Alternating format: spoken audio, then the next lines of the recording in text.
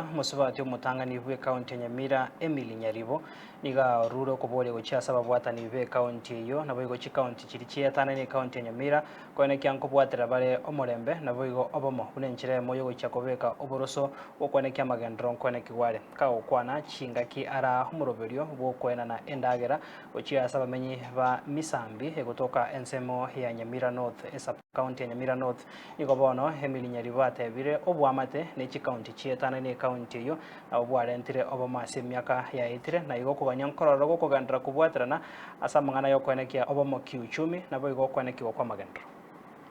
Jukumu yetu ni kujaribu vile tuwezavyo kuhakikisha ya kwamba watoto wetu wako salama. Ndio nikaambia governor mimi nataka kuongelesha wamama. Akaniambia enda uambie vile unataka. Akanituma salamu ya governor Amos Nyaribo. Sasa jukumu yetu kama wamama ni kujaribu kuongelesha watoto wetu tangu wawe wadogo ya kwamba ni sawa kuishi vizuri na wenzetu. Hata tukiwa tumesozana tunaweza kuishi vizuri. Na saa zingine hiyo wakati ilitupita vijana wamekuwa wakubwa. Sasa hii umeona maandamano ikitokea, nani wanatoka mbele? Vijana wetu. Wakipotea mumeona kwa TV nani wanalia sana?